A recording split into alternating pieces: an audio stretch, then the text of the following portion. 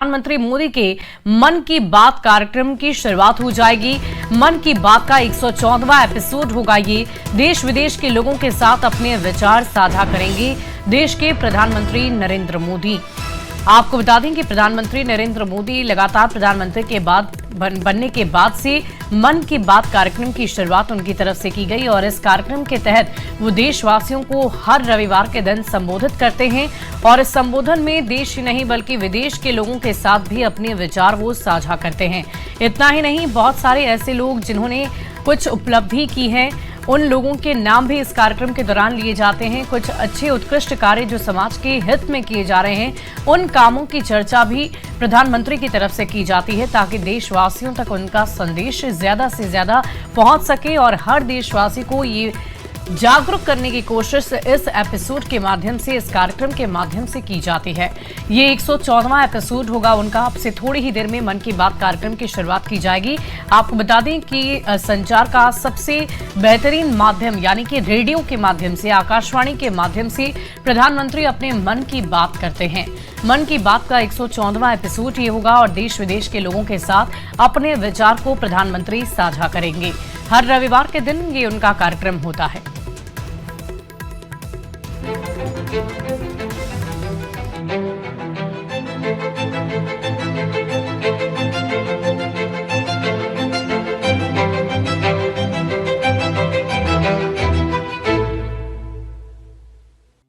मेरे प्यारे देशवासियों, नमस्कार। मन की बात में एक बार फिर हमें जुड़ने का अवसर मिला है। आज का ये एपिसोड मुझे भावुक करने वाला है, मुझे बहुत सी पुरानी यादों से घेर रहा है। कारण ये है कि मन की बात की हमारी इस यात्रा को 10 साल पूरे हो रहे हैं। 10 साल पहले मन की बात का प्रारंभ 3 अक्टूबर को विजयादशमी के दिन हुआ था और ये कितना पवित्र संयोग है कि इस साल 3 अक्टूबर को जब मन की बात के 10 वर्ष पूरे होंगे तब नवरात्रि का पहला दिन होगा। मन की बात की इस लंबी यात्रा के कई ऐसे पड़ाव हैं जिन्हें मैं कभी भूल नहीं सकता।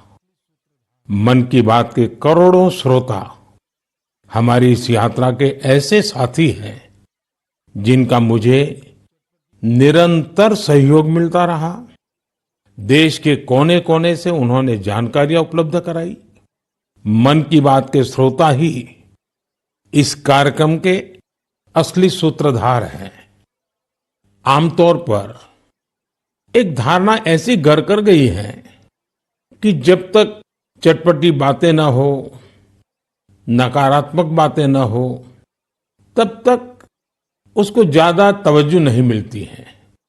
लेकिन मन की बात ने साबित किया है कि देश के लोगों में पॉजिटिव जानकारी की कितनी भूख है।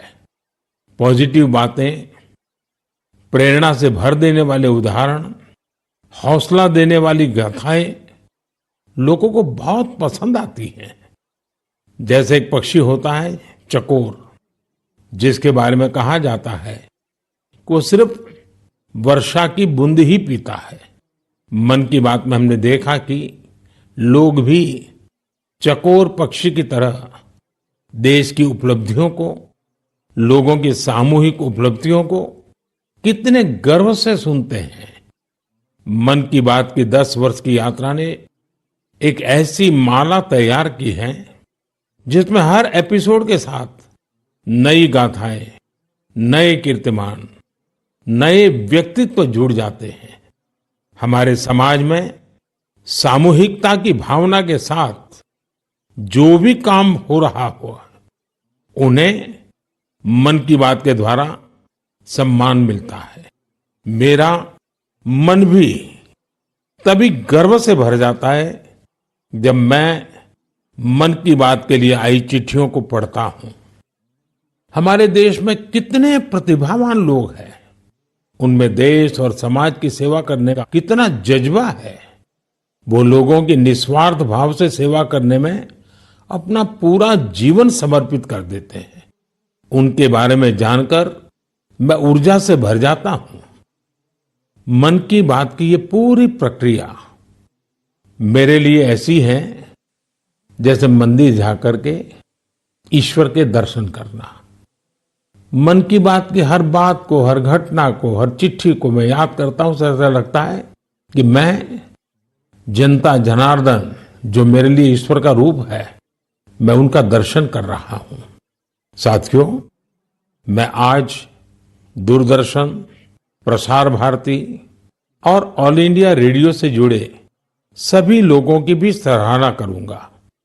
उनके अथक प्रयासों से मन की बात इस महत्वपूर्ण पड़ाव तक पहुंचा है।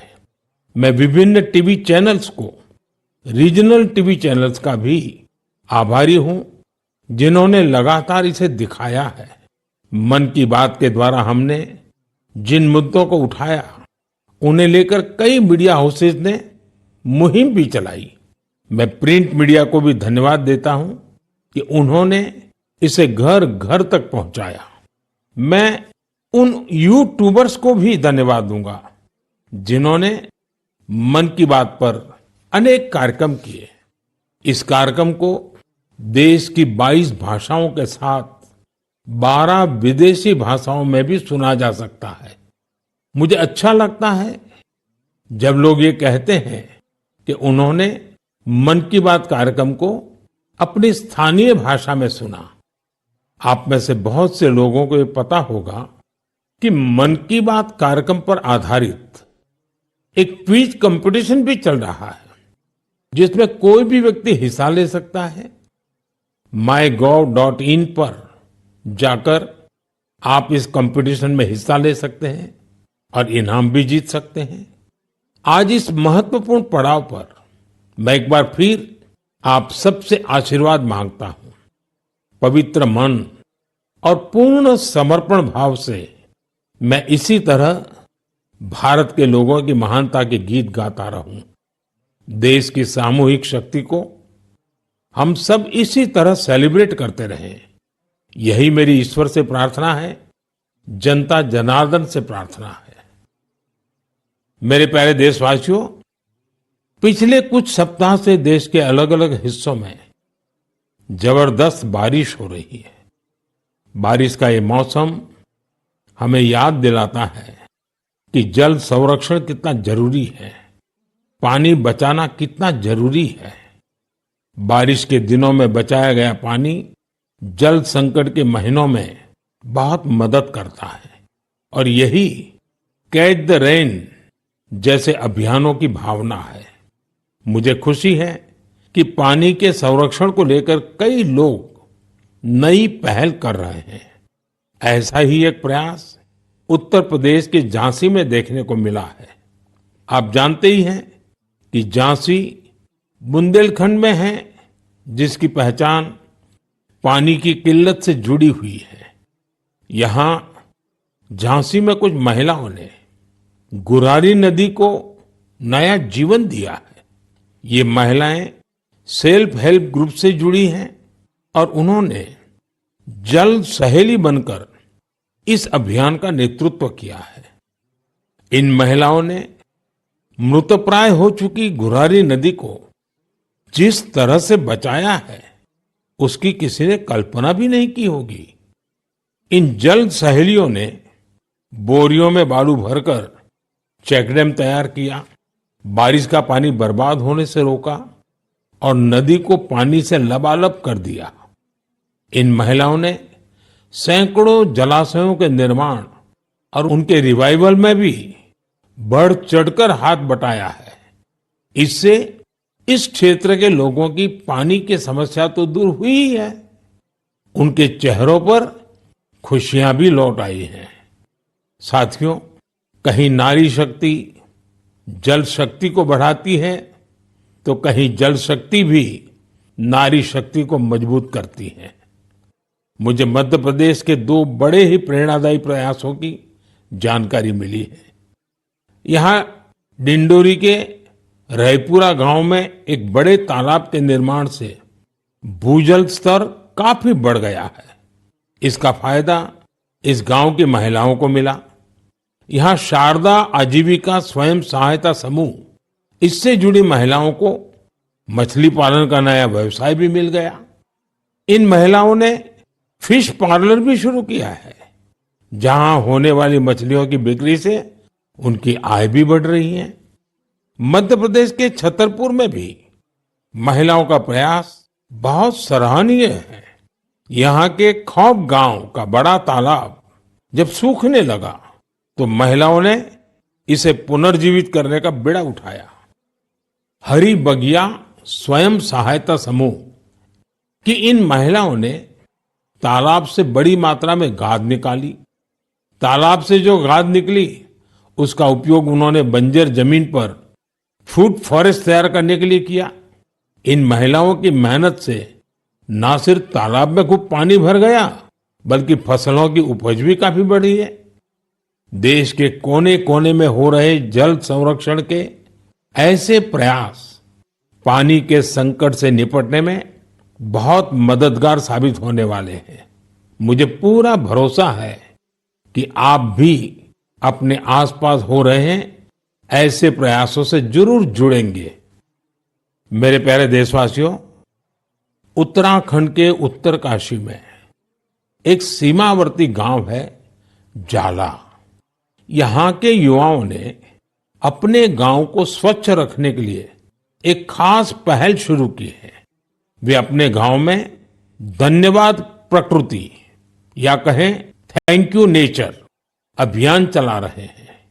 इसके तहत गांव में रोजाना 2 घंटे सफाई की जाती है। गांव की गलियों में बिखरे हुए कूड़े को समेटकर उसे गांव के बाहर तय जगह पर डाला जाता है।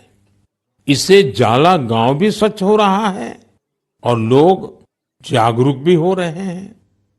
आप सोचिए, अगर ऐसे ही हर गांव, हर गली, हर मोहल्ला अपने यहां ऐसा ही थैंक यू अभियान शुरू कर दें तो कितना बड़ा परिवर्तन आ सकता है। साथियों, स्वच्छता को लेकर पुडुचेरी के समुद्र तट पर भी जबरदस्त मुहिम चलाई जा रही है। यहाँ रम्या जी नाम की महिला माहे म्युनिसिपैलिटी और इसके आसपास के क्षेत्र के युवाओं की एक टीम का नेतृत्व कर रही है। इस टीम के लोग अपने प्रयासों से माहे एरिया और खासकर वहां के बीचेज को पूरी तरह साफ सुथरा बना रहे हैं। साथियों, मैंने यहां सिर्फ 2 प्रयासों की चर्चा की है, लेकिन हम आसपास देखें तो पाएंगे कि देश के हर किस हिस्से में स्वच्छता को लेकर कोई न कोई अनोखा प्रयास जरूर चल रहा है। कुछ ही दिन बाद आने वाले 2 अक्टूबर को स्वच्छ भारत मिशन के 10 साल पूरे हो रहे हैं। यह अवसर उन लोगों के अभिनंदन का है जिन्होंने इसे भारतीय इतिहास का इतना बड़ा जन आंदोलन बना दिया। ये महात्मा गांधी जी को भी सच्ची श्रद्धांजलि है, जो जीवन पर्यंत इस उद्देश्य के लिए समर्पित रहे। साथियों, आज ये स्वच्छ भारत मिशन की ही सफलता है कि वेस्ट टू वेल्थ का मंत्र लोगों में लोकप्रिय हो रहा है। लोग रिड्यूस, रीयूज और रिसाइकल पर बात करने लगे हैं, उसके उदाहरण देने लगे हैं। अब जैसे मुझे केरला में कोझिकोड में एक शानदार प्रयास के बारे में पता चला। यहाँ 74 ईयर के सुब्रमण्यम जी 23,000 से अधिक कुर्सियों की मरम्मत करके उन्हें दोबारा काम लायक बना चुके हैं। लोग तो उन्हें रिड्यूस, रीयूज और रिसाइकल यानी RRR चैंपियन भी कहते हैं। उनके इन अनूठे प्रयासों को कोझिकोड सिविल स्टेशन, पीडब्ल्यूडी और LIC के दफ्तरों में देखा जा सकता है। साथियों, स्वच्छता को लेकर जारी अभियान से हमें ज्यादा से ज्यादा लोगों को जोड़ना है। और ये अभियान किसी एक दिन का, एक साल का नहीं होता है। ये युगों युगों तक निरंतर करने वाला काम है। ये जब तक हमारा स्वभाव बन जाए स्वच्छता, तब तक करने का काम है। मेरा आप सबसे आग्रह है कि आप भी अपने परिवार, दोस्तों, पड़ोसियों या सहकर्मियों के साथ मिलकर स्वच्छता अभियान में हिस्सा जरूर लें। मैं एक बार फिर स्वच्छ भारत मिशन की सफलता पर आप सभी को बधाई देता हूं। मेरे प्यारे देशवासियों, हम सभी को अपनी विरासत पर बहुत गर्व है और मैं तो हमेशा कहता हूं, विकास भी विरासत भी। यही वजह है कि मुझे हाल की अपनी अमेरिका यात्रा के एक खास पहलू को लेकर बहुत सारे संदेश मिल रहे हैं। एक बार फिर हमारी प्राचीन कलाकृतियों की वापसी को लेकर बहुत चर्चा हो रही है। मैं इसे लेकर आप सबकी भावनाओं को समझ सकता हूं और मन की बात के श्रोताओं को भी इस बारे में बताना चाहता हूं। साथियों, अमेरिका की मेरी यात्रा के दौरान अमेरिकी सरकार ने भारत को करीब 300 प्राचीन कलाकृतियों को वापस लौटाया है। अमेरिका के राष्ट्रपति बाइडेन ने पूरा अपनापन दिखाते हुए डेलावेयर के अपने निजी आवास में इनमें से कुछ कलाकृतियों को मुझे दिखाया। लौटाई गई कलाकृतियां टेराकोटा, स्टोन, हाथी के दांत, लकड़ी, तांबा और कांसे जैसी चीजों से बनी हुई है। इनमें से कई तो 4000 साल पुरानी है। 4000 साल पुरानी कलाकृतियों से लेकर 19वीं सदी तक की कलाकृतियों को अमेरिका ने वापस किया है। इनमें फूलदान, देवी देवताओं की टेराकोटा पट्टिकाएं, जैन तीर्थंकरों की प्रतिमाओं के अलावा भगवान बुद्ध और भगवान श्री कृष्ण की मूर्तियां भी शामिल हैं। लौटाई गई चीजों में पशुओं की कई आकृतियां भी हैं। पुरुष और महिलाओं की आकृतियों वाली जम्मू कश्मीर की टेराकोटा टाइल्स तो बेहद ही दिलचस्प है। इनमें कांसे से बनी गुलाब जामुन